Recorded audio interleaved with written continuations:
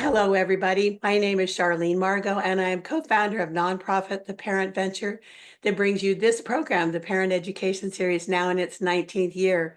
We are delighted to have with us tonight author and journalist Ruth Whippman, who's going to be talking to us about her new book, BoyMom, Reimagining Boyhood in the Age of Impossible Masculinity, which we seem to be living through.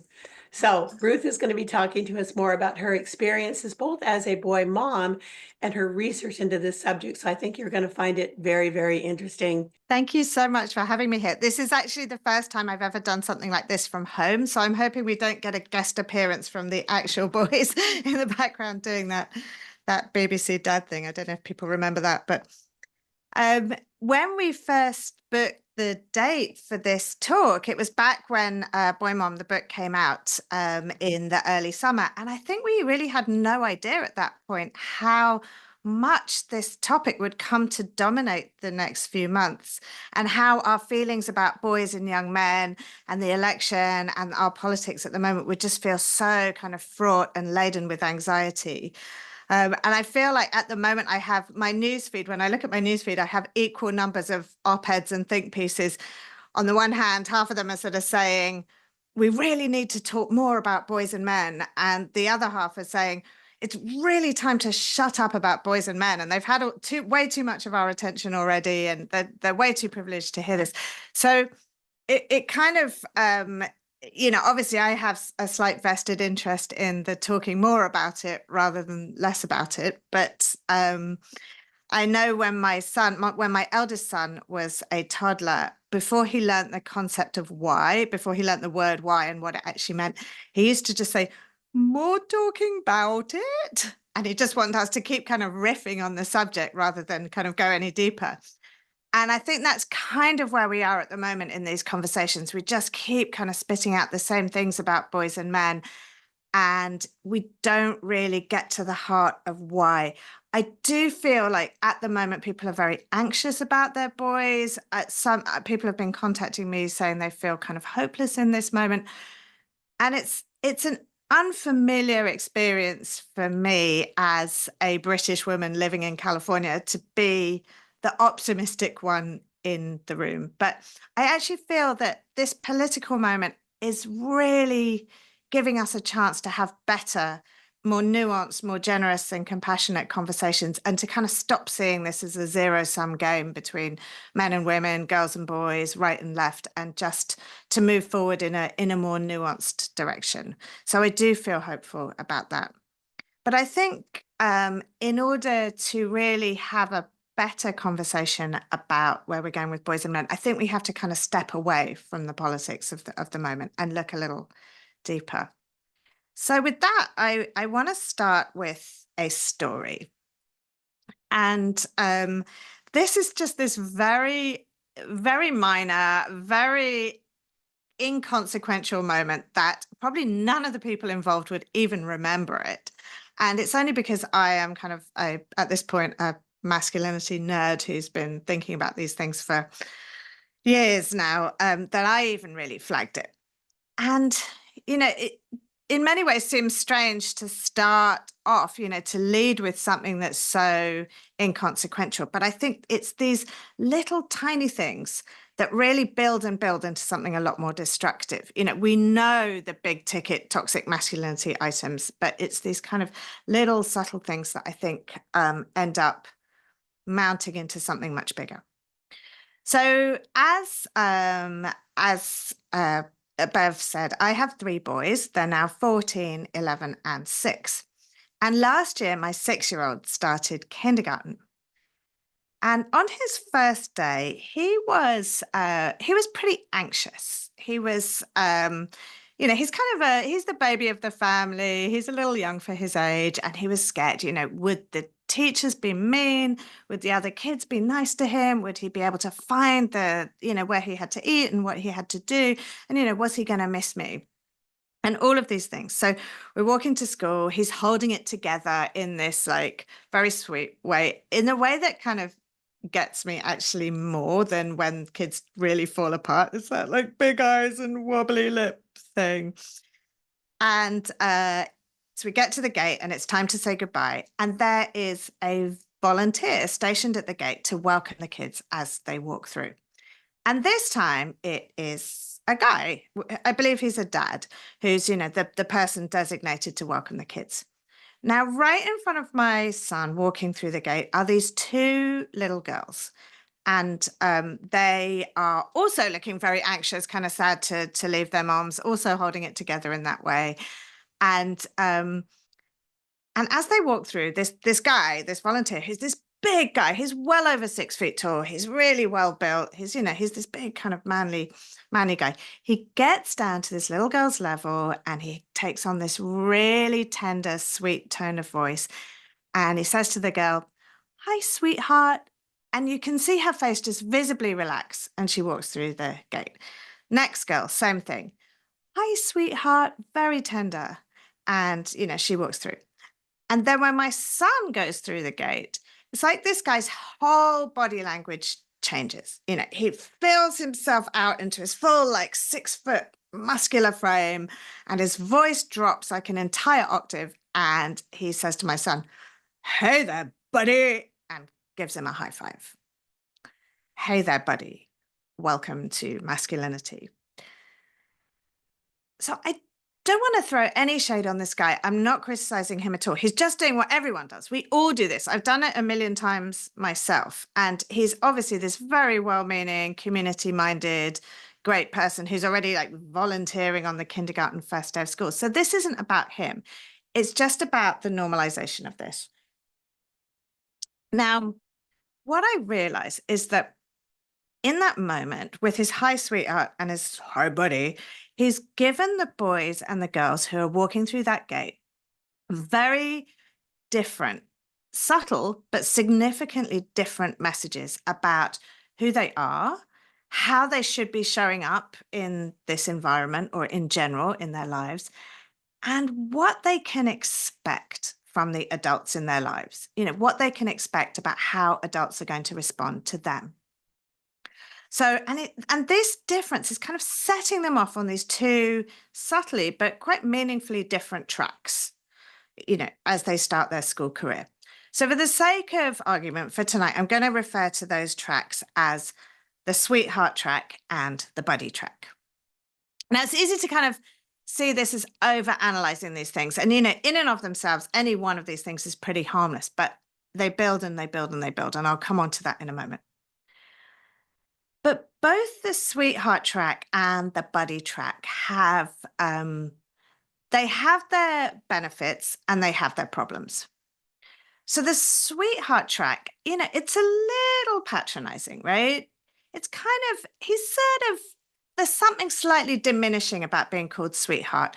Maybe it's appropriate when you're 5 years old and starting kindergarten, but you can see how over time that kind of, many women I know will be familiar with that experience of being called sweetheart in a kind of patronizing way. And, one too many sweethearts from age of 5, and suddenly you're 45 and you're making the tea in the meeting and nobody's interested in anything you have to say. So you can see how sweetheart just subtly excludes women from and girls from these sort of systems of power. But on the positive side, sweetheart is really nurturing. He's communicating to those girls, look, it's okay that you feel vulnerable in this moment. It's okay that you feel anxious and your emotions are real, they're valid, they're okay. And the adults in your life are going to nurture and protect you through those emotions. On the other hand, the buddy track is communicating something different. There's more respect in the "hey, buddy," right? "Hey, buddy, you and I are going to get a beer after this, just the two of us." He's talking to my son as if he's a peer, this 5-year-old boy. And, you can see bit by bit over time, that kind of compounds. It's like the buddies make the decisions. The buddies are in the locker room together. The buddies are making the important decisions on the golf course. The buddies have power. So you can see bit by bit that kind of level of respect is communicated to boys. I'm listening to what you have to say. You're my buddy. But at the same time, he's also communicating a kind of man up. your emotions are not really welcome in this place. It's not really welcome that you're feeling scared and vulnerable and that you're showing weakness. Time to kind of squash all that down and be a buddy and man up and be tough and get on with it. So both of these things have their problems. Now, as a feminist, I've been a feminist since childhood, really. I have devoted a lot of my career to thinking about, what I'm thinking of now as the sweetheart track, the problems of that, the systems that kind of patronize women, underestimate women, exclude them from positions of power little by little by little. And I've done, me and many, many other people have done a lot of work on unpacking that, doing real critical thinking about how that kind of happens to girls and women. But until I had sons, and more specifically, until until I had my third son and started working on this book, I had devoted almost zero time to thinking about the buddy track and the harms of the buddy track. I always thought of the buddy track as the kind of aspirational thing. It's like what you wanted the sweetheart track to be. That's what we were all aspiring to, that we would all be buddies.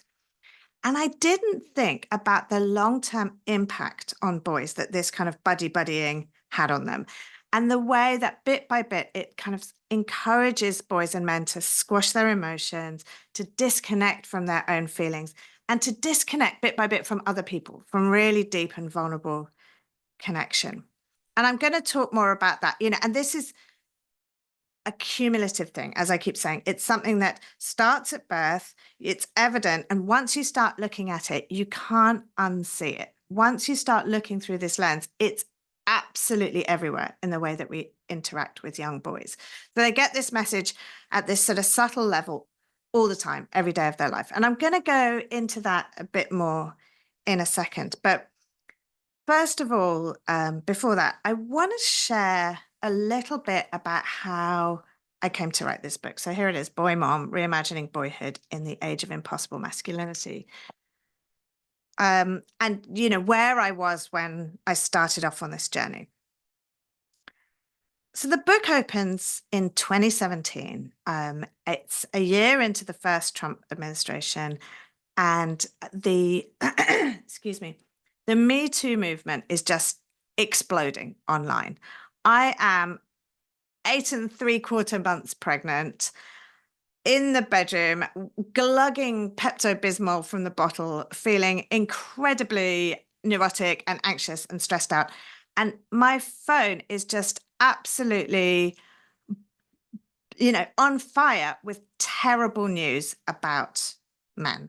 One after another, there's like more and more and more terrible stories about violence, about awful things, unthinkable things that men are doing. And I am about to become a mother to 3 boys. I have 2 already, and I'm about to give birth to another one.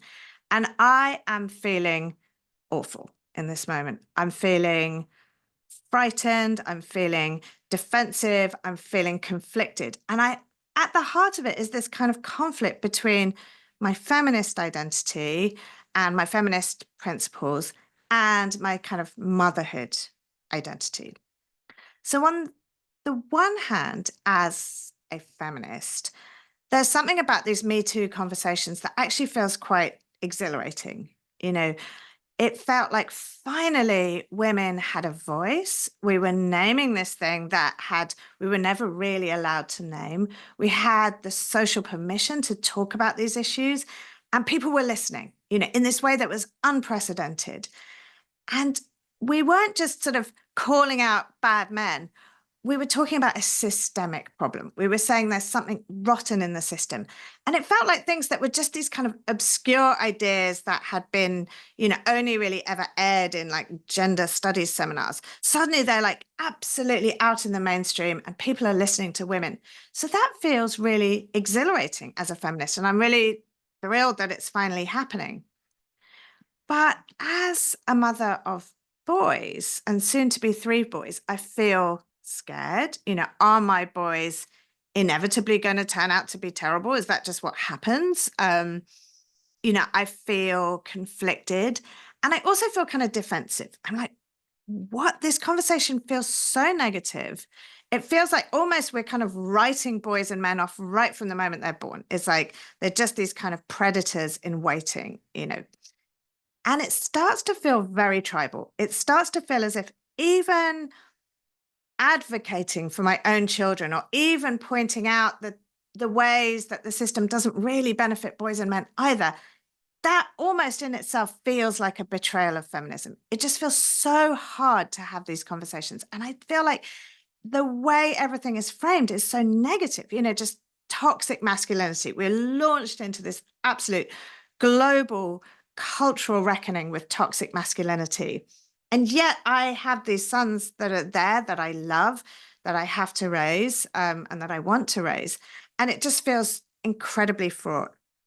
And I'm also worried about what this whole conversation is going to do to boys psychologically. You know, this generation of boys, my own boys, and the kind of what I think of now as the micro generation of boys that were going through puberty around that time. So the boys who were kind of coming of age in that moment, they are now that generation, that micro generation of boys. They're now of voting age, college age, and they have spent their entire adolescence in the shadow of this cultural conversation about toxic masculinity. And we can see now the kind of downstream effects of that. We're hearing about them in the news. We're hearing a lot about this generation of boys, this micro generation, and where it's gone wrong. And at that point, I didn't know what was going to happen, but I already had alarm bells going off, being like, this is not a psychologically healthy environment to grow up in. You know, what is this going to be like for this generation of boys? So Boy Mom, the book, is my attempt to kind of write through my conflicted feelings, my uncertainty, to really dig into what's actually going on. It was a time when everyone felt extremely certain about everything. There was so much moral certainty about all of this on all sides. And I did not feel certain. I felt extremely uncertain. I felt scared. I felt conflicted. And I wanted to reflect that in the text. So the book is a mix of memoir. So it's all about raising my own three sons and, you know, my attempts to turn them into these perfect feminist citizens, and their attempts to like foil my plans at every turn and to not cooperate with that project. And, you know, all the challenges and all of the joys as well of raising three very rambunctious, very delightful, very wild boys. So there's a memoir piece. There's research. There's a lot of data in there about what what the research really says about parenting practices, about gender differences, about education, about how boys and men are doing in this moment. So there's research. But the biggest part of the book is reporting. I go across the country and I go to spaces where boys hang out, you know, schools and sports teams. I see boys in therapy centers who are really dealing with difficult issues. I go to really some toxic spaces too, online toxic spaces in the manosphere, you know, the so-called manosphere, the incel movement, you know, so some darker places too. But I talk to just regular boys of this little generation about everything, about relationships, friendships, loneliness, sex, consent, porn, the internet, screens, you know, you name it, masculinity. And just hear, I want to listen to them and I hear what's going on in their lives. I try not to judge. I try not to have an agenda going in. I just want to know what's going on for them, to kind of find out what it is like to be a boy in this completely unique cultural moment. You know, no generation of boys or men has grown up like this at all. And so I wanted to know what it was doing to them. And I found, you know, many things. I was surprised and challenged and had my own like deepest convictions shaken at every turn. And, you know, you can read about some of that stuff. But overall, I realized that it's an extremely confusing time to be a boy right now. We have radically changed the expectations of boys in our culture and of men in our culture. We've brought in a whole heap of new problems with this new conversation, but we still really haven't fixed any of the old problems. So boys are dealing with two very contradictory sets of pressures at the moment, which is why I refer to, in the subtitle, I refer to impossible masculinity. I very specifically chose that phrase as opposed to toxic masculinity, because I feel like it's impossible from all directions. And I'll come on to that in a minute. But so, old problems, new problems. So going back to the old problems, the ones that we still really haven't fixed, and in many ways are just so hard to budge because they are so invisible, is this thing that I'm referring to at the moment as the buddy track. So there's this story, so the buddy track is this very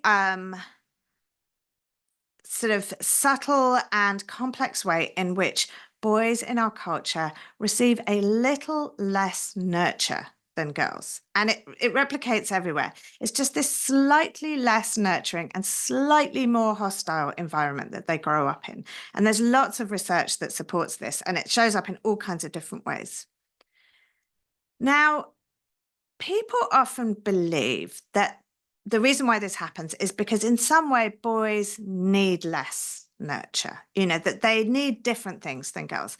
And it's something that I hear a lot as a mom of three boys. I hear this story, that boys are these kind of like simple creatures who all, don't really need a lot. They're not kind of these like emotionally complex beings like girls are. And, I hear this phrase a lot. People say it to me all the time, which is boys are like dogs. I don't know if anyone here, actually, if people want to put in the chat whether they are parents of boys, whether this stuff is resonating with them. But, this boys are like dogs expression is one that I hear a lot. And the idea is just like all boys need is like food, a run around in the park, just throw a ball at them occasionally, and then they're good. They don't need the same level of kind of complex nurture as girls.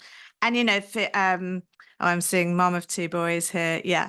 And it's this like, boys will be boys story. And in the boys will be boys story, it's basically, they're these simple little creatures, maybe a little destructive, a little naughty, a little rambunctious. But they, mom of four boys. Ah, respect. Congratulations to you. Mom of three boys. Ah, fellow three boys. Love that. Three boy moms, I always feel an affinity. Like training a puppy. Yeah. Like training a puppy. That's the expression. Yeah. Like dogs, like training a puppy, all the rest of it. So the implication is like girls are complex, boys are simple. Boys are maybe a little rambunctious and a little destructive. But they're essentially these simple creatures. And I think there's a little misogyny in that as well, that there's something about the way that we talk about girls as being complex, that it's like, oh, little scheming, maybe little devious, but unlike those sort of good-hearted little roughy tufty boys. But there's this kind of thing that boys don't need a lot. But when I started digging into the research, what the neuroscience, feminists with one boy and one girl, love that, one boy and one girl and a puppy. Is that a real puppy or a boy puppy? I'm a long-time educator of boys and girls. I did my dissertation on the gender achievement gap. Oh, wow. So many interesting stories. A boy who I call sweetheart often. That's a term of endearment coming from mother to son rather than how you've described it. Yeah. So yes, I call my son sweetheart as well, but they also get buddy all the time from absolutely everybody. I remember the labor and delivery nurse actually calling my son buddy as she was cleaning the vernix off his body. 1 day old, he was already a buddy. Now, so there's this idea that boys need less, but when I started digging into the research on it, what I realized was, there's a pretty wide body of research that shows that it's actually the opposite. If anything, boys need more nurturing and more emotional engagement than girls do, more caregiving than girls do, right from birth. And the reason for this is that the neuroscience shows us that a boy's brain at the time of birth is around a month to 6 weeks behind a baby girl's brain in terms of right brain development. So the right brain, it's very easy to simplify this kind of thing, but broadly speaking, the right brain is the part that deals with emotions and emotional self-regulation, the ability to calm down when you're distressed, and forming attachments. Now, because a baby boy is born with his brain a little behind a baby girl's, and actually I say a little, but anyone who's dealt with preemie babies or with newborn knows that a month to 6 weeks is actually a lot in baby time. And so because a boy is behind a baby girl in that, in that sort of emotional center of the brain, girls are generally born a little bit more independent and a little bit more resilient, whereas boys' brains are a little bit more fragile and more vulnerable to disruption. So you can see it in the data. There's a lot of data on this, that any kind of bad thing that happens to a baby, like abuse or neglect or the failure to bond, or all of these kinds of poverty, bad living conditions, there is a lot of data that shows that these things have a greater impact on boys than they do on girls at a population level. We're not talking an individual level, we're talking group level differences. And girls are slightly more independent. Baby boys cry slightly more. They need a little more help in calming down. They need a little more care from their caregivers in terms of supporting that as early emotional regulation processes. And this is so the problem with this is that boys need a little more care. And again, we're talking group level differences. And I always stress when I say this, I don't want anyone to take away from this that we should be neglecting baby girls or anything like that at all. It's just this slight difference in brain development that continues. Boys' brains continue to develop more slowly throughout childhood. And so so they need a little more, but because of this kind of buddy track thing that boys are on, they get slightly less. Boys grow up in a slightly more hostile and slightly less nurturing environment. And you see this in big population studies, and you see it in these very smaller kind of observational studies where they look at the way that parents interact with their own children. But there's a classic, and this process starts really from babyhood. There's a classic study that they did in the 70s where psychologists dressed babies in gender neutral clothing. So adults couldn't tell whether they were holding a baby boy or a baby girl. And then they kind of randomized the babies, and they got a bunch of adults, and they told half of them that they were holding a baby boy, and the other half that they were holding a baby girl, even though the actual babies themselves were a mix across the two. Now, when adults were told that they were holding a baby boy, when that baby cried, they described him as being angry. Whereas when the baby girl cried, or when they were told they were holding a girl, even though, a girl, they believed that when she cried that she was distressed or fearful. So we're already projecting these kind of qualities onto boys and girls. This is their actual behavior is not different, but we're projecting different motivations onto them. We're kind of masculinizing boys. And then as a result, we're treating them slightly differently. So studies show that people handle baby boys differently. They jiggle with them more, they roughhouse with them more, they like throw them up in the air and say, hey there, little man. And baby girls receive around twice as much what they call caretaking touch, that more like nurturing, gentle, positive touch. Mothers and fathers talk to baby girls more. They're more likely to respond to their early sounds. They're more likely to comfort and hug them when they're preschoolers. They're more likely to talk with girls about their emotions. So they talk to them in different ways. People are more likely to talk with boys in shorter commands and attentionals, they call them, do this, do that. And they're more likely to engage more deeply with girls about their feelings. There was a study that came out a couple of years ago that shows that dads particularly are much more forgiving of girls' feelings and are more willing to talk to them and more attentively engaged with daughters than with sons. And these patterns continue. And by the time they get to teenagerhood, around 20% of boys are never hugged or cuddled at all, teenage boys, which is about twice the number of girls that experience the same thing. So small differences start off and they compound and turn into really quite big differences. So, this becomes a kind of double whammy. Boys need a little more. They get a little less in terms of nurture, subtle differences, but real ones, measurable ones. And the two together add up to quite a different relationship with nurture, with relationships, with empathy. And it starts this process in boys of disconnecting from their own emotions and disconnecting from other people. And then as they grow up, boys get from popular culture very different messages about how to show up in the world than girls do.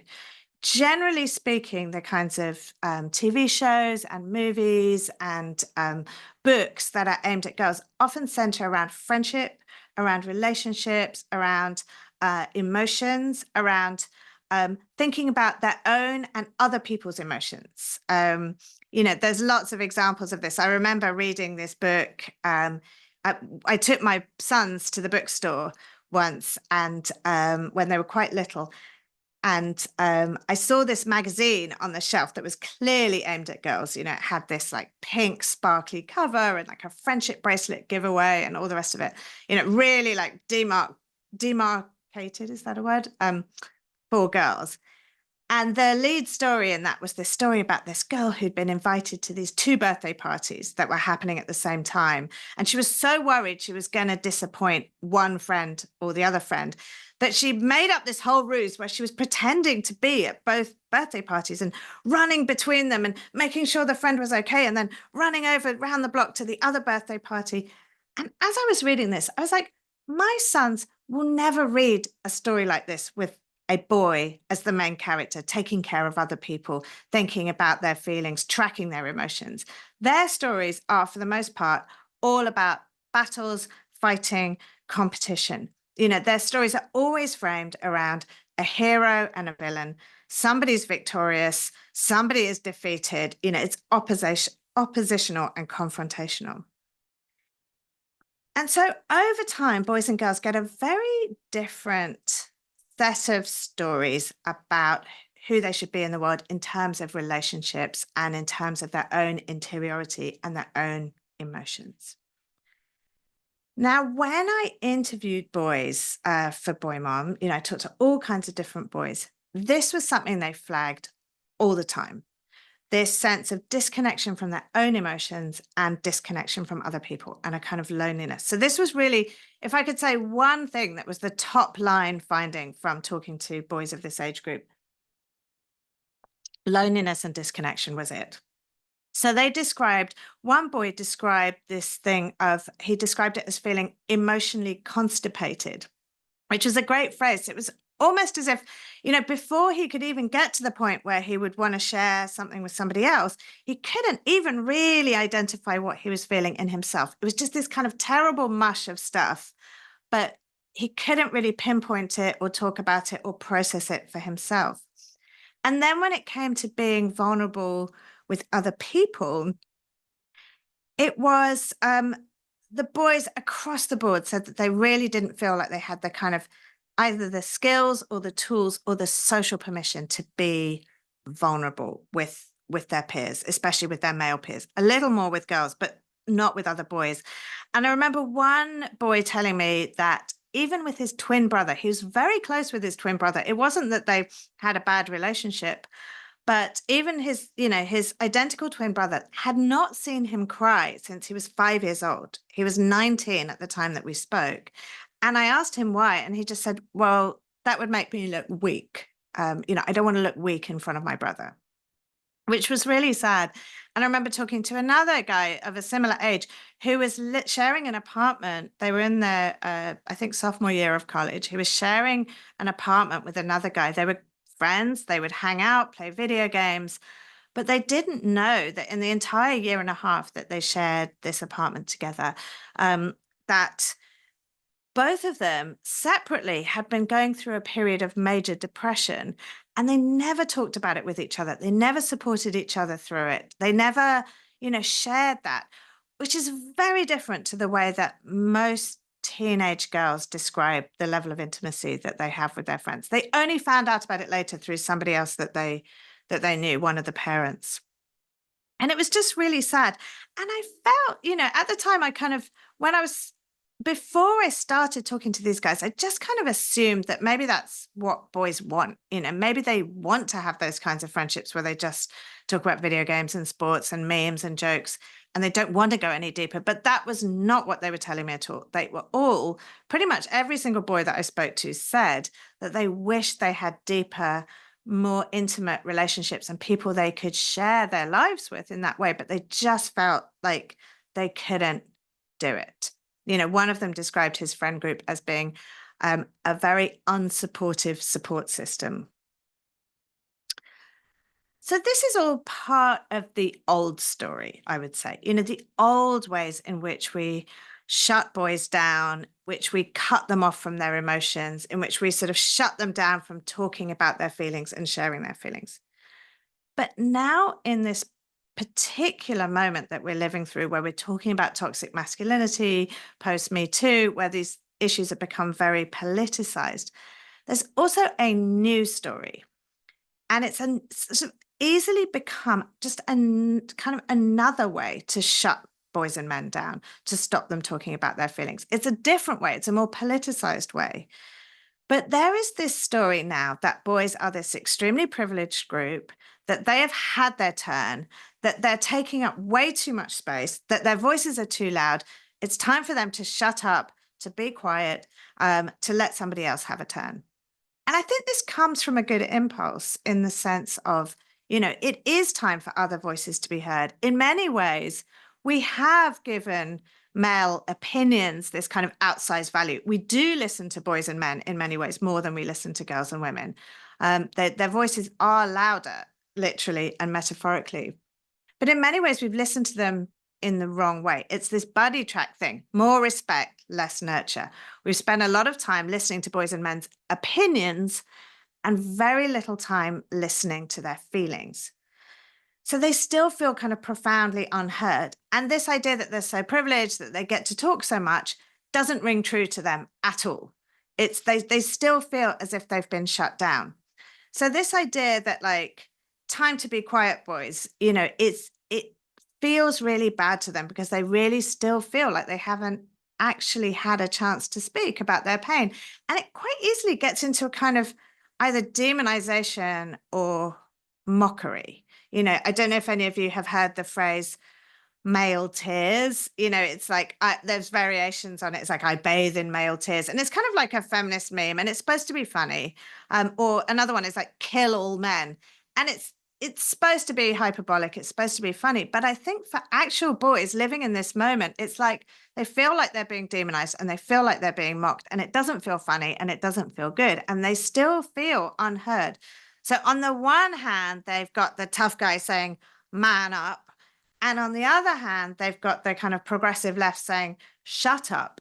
And I think they just don't know how to be. It's like the old expectations of masculinity, which are like, be tough, be strong, be dominant, be aggressive. Those are still very much in circulation, and they still feel like the consequences for not living up to that are very real. And then they have this don't be dominant, don't take up too much space, be small, be cautious, this set of expectations as well. And I think together, boys are just like, I don't know how to be. I think this shows up a lot, particularly when it comes to issues of dating, romance, sex. They just feel paralyzed in this moment. And I think because a lot of boys feel paralyzed in how to act in the real world, it's very easy for them to slip into a kind of avoidance of the real world. In many ways, it's never been more complicated to be a boy in the real world. And it's never been easier to kind of avoid the real world with the digital world. I think we see this especially with sex versus porn, real world sex. And there's lots of data that show that boys are turning towards porn and away from real world relationships, but it shows up in other areas of life too. There's just more avoidance of real life, more isolation. So I think these feelings of confusions, these feelings of being shut down, of these complicated narratives around privilege where they're being told they're so privileged and powerful, but they really don't feel that way.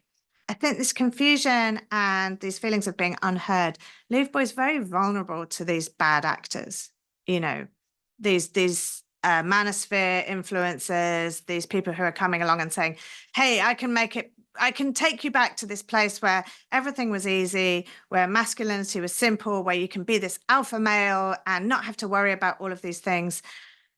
And I think boys are very vulnerable to that messaging in this moment. So if we want our boys to avoid those kinds of spaces in that kind of direction, we have to make sure that they feel seen and heard in their real life.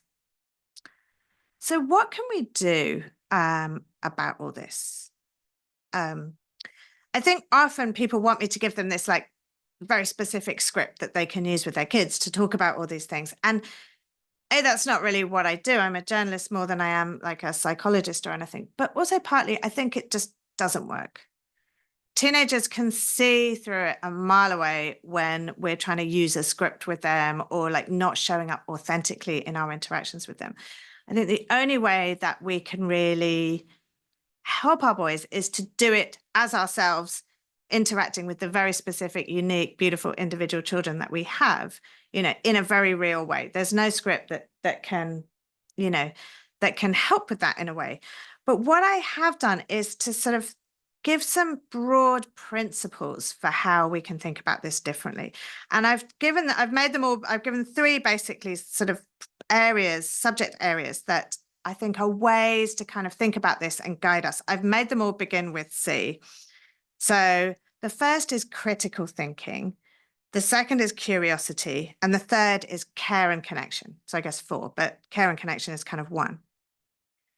So just quickly, I want to just talk a little bit about each one. So critical thinking, as a culture, I think we've done a pretty good job of doing this work of critical thinking about what I was calling the sweetheart track, but the ways in which sexism affects girls and women. This work is in no way complete, but I think we've given girls themselves the tools to recognize sexism in their daily lives.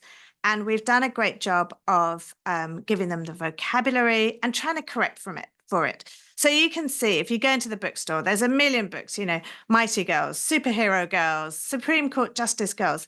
But there are very few stories showing boys in these emotional, relational roles. One example, I went with my sons we actually binge watched the Inside Out franchise, 1, 2, and all of the little shorts and everything.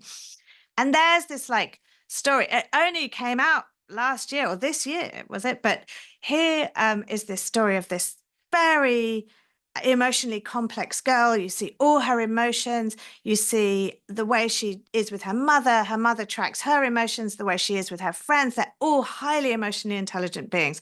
And every time a male character comes on the screen in any of those movies, that guy is an emotional idiot. Like the dad, you go inside his head. So they're all like, the emotions are all like fast asleep at the wheel. Anytime he's asked an emotional question, he's kind of like, I don't know, what do you want from me? Same with the boy that she interacts with at school. And it's like that stereotype. If that was a stereotype, a sexist stereotype against girls, it would never be in a mainstream Disney Pixar movie. We wouldn't let it pass. But I think these things are so invisible to us when it comes to boys. So critical thinking just means like spotting these things in the buddy track, seeing where these stories are, pointing them out to ourselves, talking about them, bringing this into focus in the culture, this problem, and talking about them with our sons. And I don't mean bombarding them with lectures about patriarchy every time we interact with them, but just pointing this stuff out and really valuing. I think in order to see these things as a loss to boys, we have to really value them in ourselves. We have to really value emotionality, relational learning, these kinds of things that boys miss out on. Otherwise, we don't see them as a loss to boys. So that's the critical thinking piece.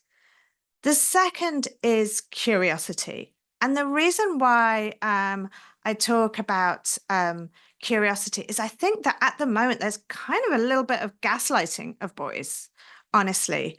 I think, and I see it in myself, that my sons will say something like, I'm so worried, and it feels like so much pressure in this post-Me Too era to raise a good feminist son and to, not let them turn into some kind of jerk. That, my son will say something like, oh, it's really hard to be a boy. And I'll be like, no, it isn't. And then, talk to them about patriarchy and bombard them with, and I think I'm not really showing up to listen to what they actually have to say. So I think many boys feel like everyone's trying to fix them. Everyone's trying to reform them. Richard Reeves, who's written so much about boys and men, had a great quote, which is people are telling them, you don't have problems. You are the problem. And I think they're getting that message in so many different ways. And nobody is showing up to listen to their actual experiences.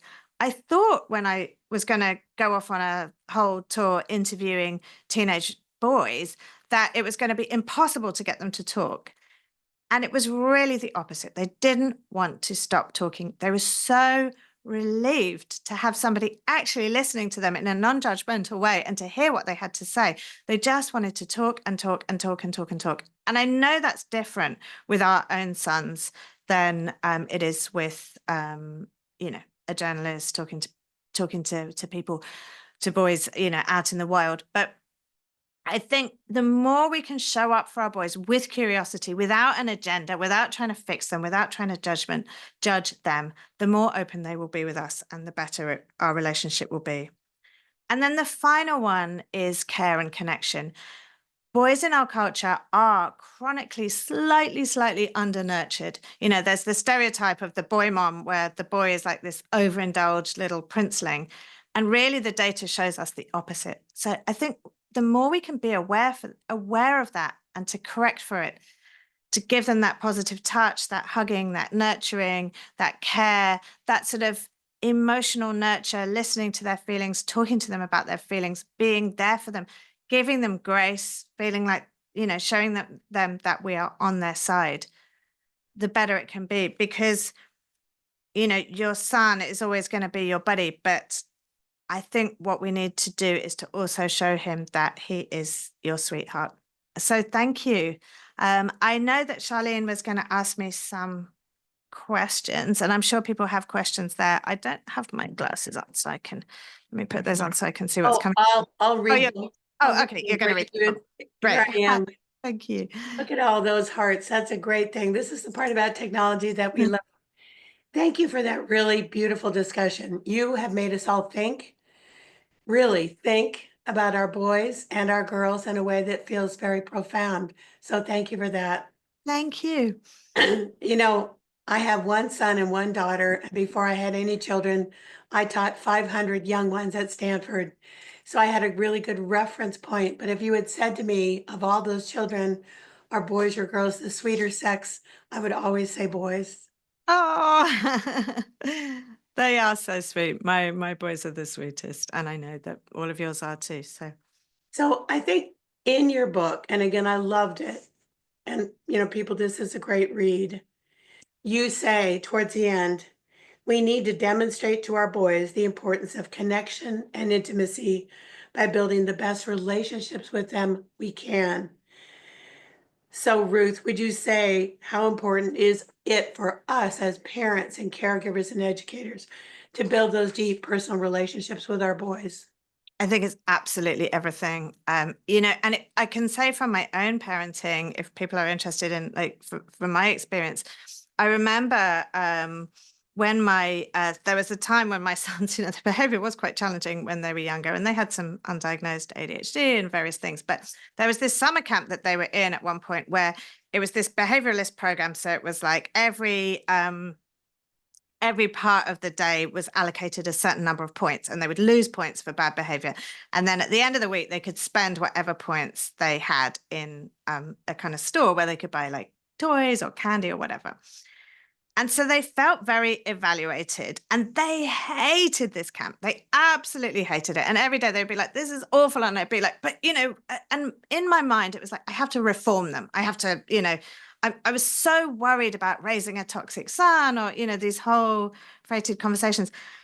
And then at the same time, I was doing this research about, under nurture and about relationship building. And I had this epiphany. I was just like, my job here is not to, I mean, I obviously have to guide their behavior and all of that, but it's just to be with them as they are, who they are, the boys that I have, to love them, to connect with them as much as I possibly could. I'm going to stop trying to like focus always on their behavior and all the rest of it.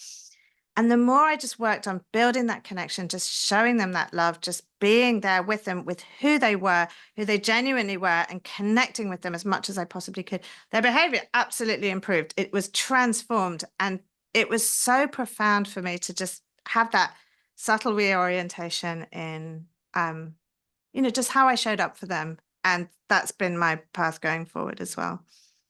We used to actually use that technique in the preschool. It was Stanford Psychology Department lab school. If there was a kid who was troubled or having troubling behavior, we would pour on positive attention for 2 weeks, and it would change the trajectory of that child. It really does work. It really I does. love that. I love that. And it's so rewarding for you as a parent, I think it's such a sort of lovely self-reinforcing thing that the more you build the relationship with the child, you better you feel about it. And then it becomes this virtuous circle. So we have a couple really good questions. Ruth, let's see if we can get to them before we close. Parent asks, how about trying to use the word gentleman? As a woman and within our culture, I always thought of a man to be a preference when I was dating. With my 2 boys, I use that phrase as I feel I want them to be aware of having manners and taking care of people around them. Is this harmful? To use the word gentleman, I wouldn't say it was harmful. I mean, I think it's a lovely kind of slightly old-fashioned kind of concept, which, I mean, my own personal preference, I wouldn't say it was harmful. I think my own personal preference is not to see these things as gendered exactly. I think it's that all children should be learning to be considerate, to be kind, to be thoughtful of other people, to to think about other people. I think there's a way in which gendering it sort of ascribes a bunch of characteristics to one sex and not to the other. And I think that's partly where we've been going wrong. So my preferred thing is, to just see these as human qualities and to think about consideration and not to make it a gendered thing. But I certainly wouldn't say it was harmful to use the word gentleman. Oh, I grew up with a Canadian mother who used to say to me, that's not a lady, Charlene, that's a woman. So there's that, Oh, yeah.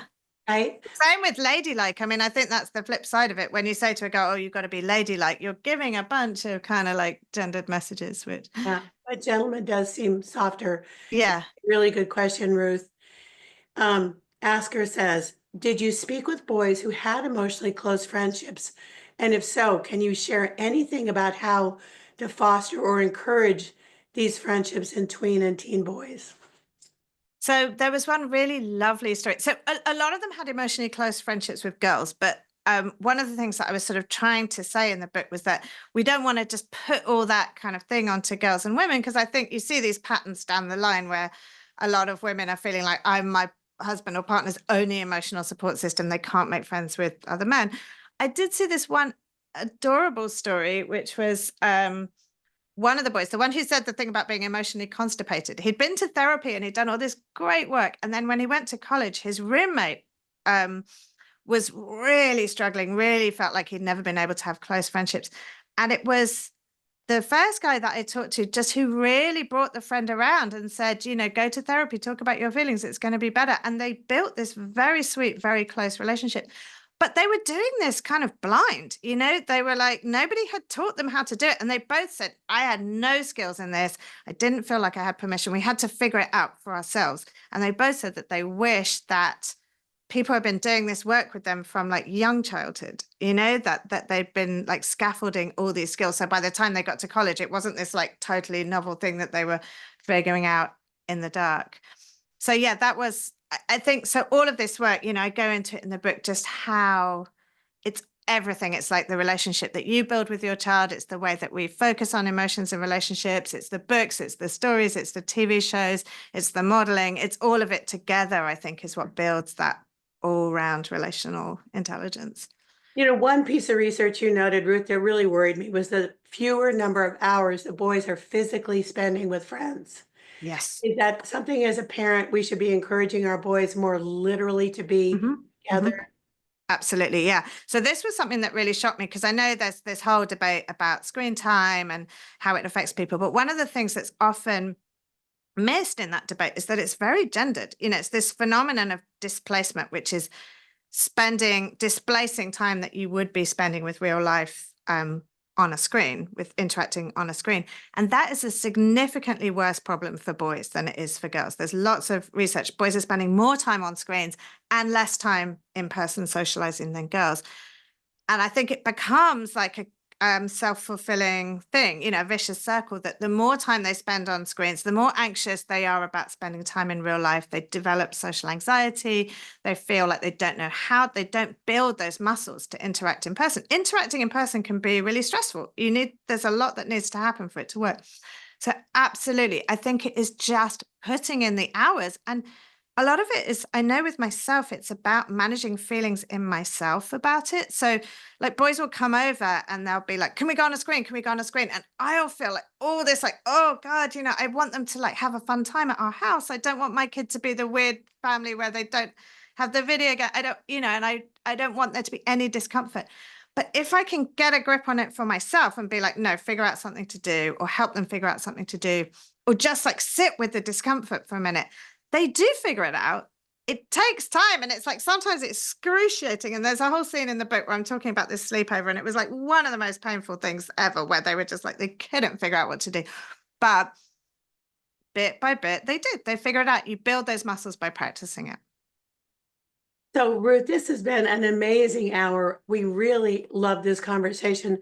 Everyone in the chat, thank you for those incredible comments and questions. And I think this will be a video to share with your boys and any Oh, men in your life. But I want to end by asking you, after all of your research and as a boy mom today, what gives you hope? what really gave me hope was the boys themselves. I loved talking to those boys and my own boys, but the boys that I interviewed were I thought they would be these like grunting monosyllabic lumps, and they were so thoughtful and so lovely and so articulate and so generous and so just emotionally intelligent. And I thought, you have not been taught this really. And the fact that they were so gorgeous and lovely just gave me so much hope. I hold the hope, I really do. And I see my own boys growing up and just how lovely they're becoming. And so it's the boys that give me hope, honestly, not the adults. I love that so much, Ruth. I have a new grandson coming in 3 months, and I promise I will share this with my son and his wife and little daughter. So Oh, well, congratulations and thank you. thank you for a wonderful evening, and everybody for being such a great audience, being with us, sharing your thoughts. We really appreciate it. We hope you'll take a second to fill out that survey. But again, thank you. Thank you to Ruth Whippman for your wonderful book and for making us think and for helping us think good thoughts about our boys. Take care, everybody. Hope to see you again soon. Bye bye. Thank you. Bye bye.